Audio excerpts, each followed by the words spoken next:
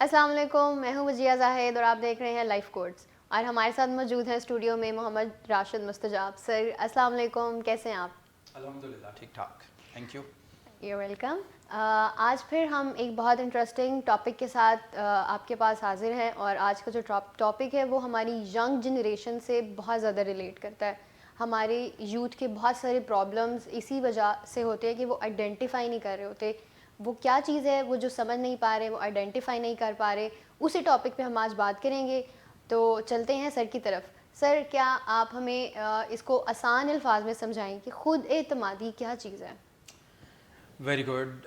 वजीहा देखें, जो खुद एतमादी का वर्ड है ना बेसिकली, ये करंट सिनेरियो में हमारे सोशल मीडिया ने, यूट्यूब ने और कहीं ना कहीं जिन लोगों के पास हम कोचिंग के लिए जा रहे होते हैं या कुछ जानने के लिए जा रहे होते हैं ना, उसको बहुत ज़्यादा मिक्सअप कर दिया गया है खुद एतमादी के इस वर्ड को, और बहुत ज़्यादा ओके। कंफ्यूज भी कर दिया गया है। इसको कहीं पे सिर्फ स्किल्स के साथ जोड़ दिया गया है, ठीक है, कि आपके अंदर अगर स्किल्स हैं तो आप खुद एतमाद हैं।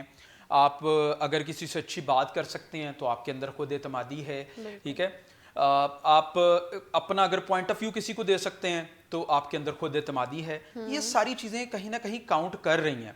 ओके। लेकिन अगर इसको ट्रू सेंस में देखा जाए तो खुद एतमादी को अगर मैं एक दूसरे वर्ड से थोड़ा सा रिप्लेस करूं, वो ये है कि अगर आप अपने आप को जानते हैं, ठीक है, तो देन आप खुद एतमाद हो सकते हैं, ठीक ओके। है। यू कैन से कि आपको इसके लिए क्या करना पड़ता है, खुद एतमाद होने के लिए, सेल्फ कॉन्फिडेंस आपको बूस्ट अप करने के लिए आपको अपनी सेल्फ एस्टीम को डिफाइन करना पड़ता है, उसको हाई करना पड़ता है। जब आप ओके। अपनी सेल्फ एस्टीम को हाई करते हैं ना, ठीक है, तब आपके अंदर खुद एतमादी बढ़ती जाती है। अब ये सेल्फ एस्टीम क्या है? Self exactly. एस्टीम है कि मैं क्या हूं, आपको इस बात का इदराक हो, ठीक है।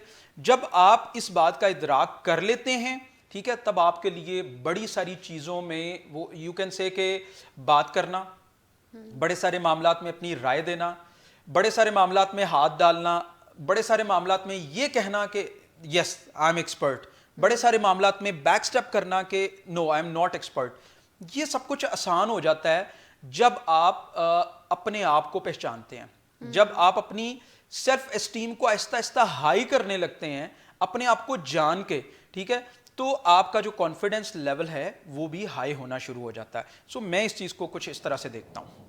सही। तो सर अभी जैसे आपने बात की सेल्फ कॉन्फिडेंस की, ठीक है, इसको सेल्फ कॉन्फिडेंस तो आपके अंदर तभी आएगा ना जब आप सेल्फ अवेयर होंगे, आप खुद को जानते होंगे। और इसी तरह बहुत सारी ज़िंदगी की ऐसी चीज़ें हैं, ठीक है, जो हम इनिशिएट करते हैं और फिर एक दो स्टेप्स लेने के बाद हमें ऐसा महसूस होता है कि ये हम नहीं कर सकते, मतलब सेल्फ डाउट्स हमारे अंदर आना स्टार्ट हो जाते हैं। तो इसको किस तरीके से ख़त्म किया जा सकता है, या क्या वो वाकई सेल्फ डाउट्स होते हैं या वो हमारे अंदर स्किल्स की कमी होती है? इस चीज़ को कैसे हम अंडरस्टैंड कर सकते हैं, इसके डिफरेंस को? देखिए वजीहा, जो सेल्फ डाउट्स है ना, बेसिकली जब हम अपने आप को नहीं जानते ना प्रॉपरली, बिल्कुल। तो तब हम सेल्फ डाउट्स का शिकार होते हैं। सेल्फ डाउट, जब बंदा सेल्फ डाउट की कंडीशन में होता है ना, तो basically it's a kind of identity crisis, okay. ठीक है। अब ये आइडेंटिटी क्राइसिस की जो सिचुएशन होती है ना, उसमें हम अपने इर्द गिर्द के लोगों की, अपने साथ जुड़े हुए लोगों की राय को बहुत ज्यादा अहमियत देते हैं। हम अच्छे कपड़े पहनते हैं ना, वो बहुत अच्छे होते हैं, लेकिन हम तब तक सेटिस्फाई नहीं होते जब तक कोई हमें आके ये ना कहे ये बहुत अच्छे हैं, एग्जैक्टली। ठीक है। हम अपना कोई काम कर रहे हैं, प्रोफेशनल वर्क कर रहे हैं ना, तो हम उसको ले लेके फिर रहे होते हैं, यार ये बताओ कैसा है, यार ये देखो मैंने सही किया है। जब कोई बंदा उस पर राय देता है ना, हाँ तुमने ठीक किया है, तो तब हमें तसल्ली होना शुरू होती है, ठीक है। बेसिकली अगर मैं इसको कहूँ तो हम एक किस्म की जो अपनी आइडेंटिटी तलाश कर रहे होते हैं ना, वो इसलिए तलाश कर रहे होते हैं कि हम कहीं ना कहीं उस भेड़ चाल का हिस्सा बनना चाह रहे होते हैं जो हमारे इर्द गिर्द चल रही होती है, ठीक है। हमें बेसिकली एक्सेप्टेंस चाहिए होती है लोगों की कि यार मेरे अंदर ये चीज़ है, इसको एक्सेप्ट करो, ठीक है। और उसके लिए हम उनकी राय को बहुत ज़्यादा अहमियत देते हैं। हम बार बार जाके जब पूछ रहे होते हैं तो हमें तब तक अंदर तशफ़ी नहीं होती जब तक वो कोई अच्छे पॉजिटिव वर्ड्स नहीं हमारे बारे में कह देते। So it's a kind of identity crisis, और ये आइडेंटिटी क्राइसिस जो है यही हमारे अंदर सेल्फ डाउट्स पैदा करता है। और जब सेल्फ डाउट्स आते हैं तो आपकी प्रोडक्टिविटी बहुत लो हो जाती है, ठीक है। आप अगर किसी काम को बहुत अच्छे से कर भी सकते हो तो आप लामहला ना चाहते हुए भी उसमें गलतियां करने लग जाते हो। Exactly. ठीक है, और फिर आपको अंदर से ये फीलिंग आने लग जाती है कि यार बिल्कुल मैं तो इस काम में अच्छा हूं ही नहीं। ठीक है ना। सो आपका जो वो जो सेल्फ कॉन्फिडेंस होता है ना, वो सेल्फ एस्टीम जो होती है वो डाउन होना शुरू हो जाती है। ठीक है, सही। सर अभी आपने जैसे बात की आइडेंटिटी क्राइसिस, ये एक बहुत बड़ी टर्म है और इसके अंदर बहुत सारी चीज़ें इन्वॉल्व हैं, तो इसको किस तरह से सॉल्व किया जा सकता है? और इसके साथ मैं एक और सवाल जोड़ना चाहती हूँ, अप्रूवल और फीडबैक। समटाइम्स लोग फीडबैक को अप्रूवल के साथ मिक्स कर देते हैं और अप्रूवल को फीडबैक के साथ मिक्स कर देते हैं जस्ट टू अपने आप को इम्प्रूव करने के लिए। तो ये कैसे इस चीज़ के साथ इसके अंदर से निकला जाए?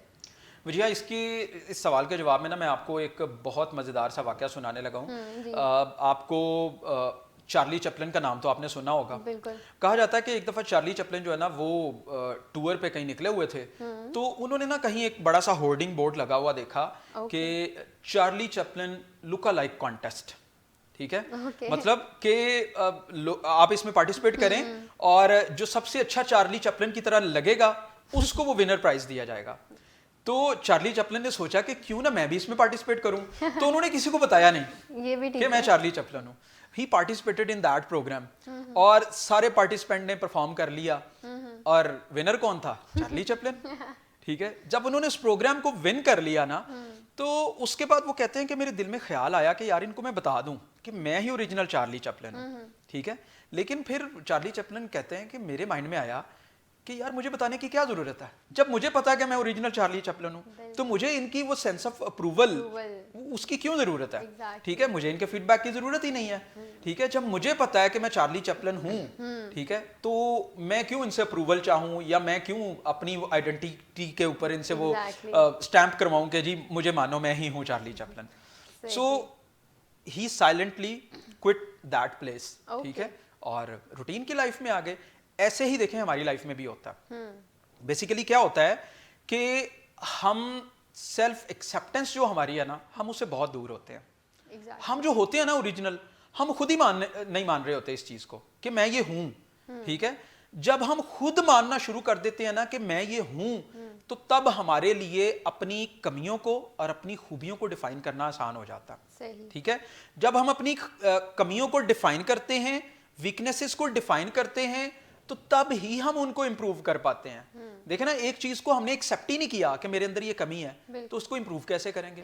ठीक है, सो इन दिस केस जो आपने ये बात की कि समटाइम्स हम सेंस ऑफ अप्रूवल के लिए किसी की तरफ देख रहे होते हैं और समटाइम्स फीडबैक के लिए।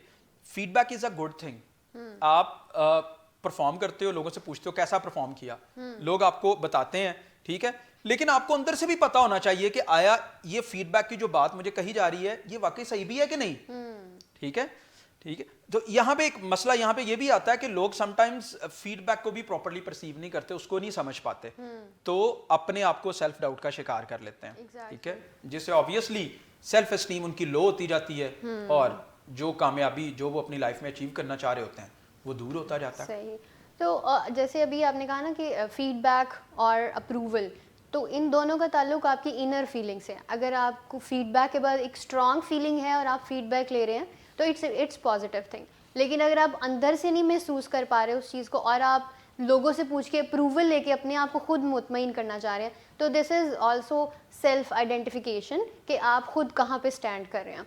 तो अभी मैं आपसे नेक्स्ट क्वेश्चन ये करना चाहती हूँ कि हम लोग अपने आप को ढूंढ रहे होते हैं, मतलब ये एक ऐसा सफ़र है जो ख़त्म नहीं होता, कुछ ना कुछ तब्दीलियाँ आती रहती हैं, आप नई चीज़ें सीखते हैं, फिर और ज़्यादा नई चीज़ें सीखने की तरफ आपका रुझान बढ़ता है। तो ये क्या ये सफ़र कभी ख़त्म होता है सेल्फ आइडेंटिफिकेशन का, या ये चलता ही जाता है?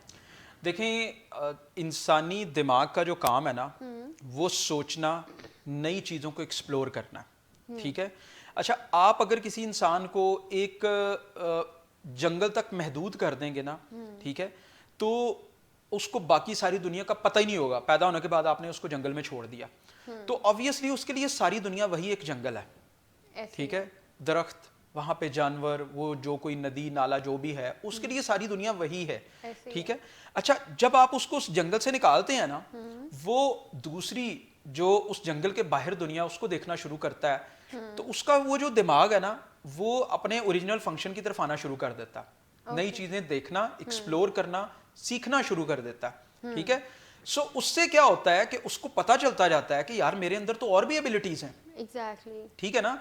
सो ये जो आप बात कर रही है ना कि सेल्फ आइडेंटिफिकेशन या सेल्फ डिस्कवरी, ठीक है, ये भी एक इसी तरह का प्रोसेस है कि आप अपनी ज़ात को और ज़्यादा एक्सप्लोर करते जाते हैं। ठीक है। और ये सफ़र सारी उम्र चलता रहता है।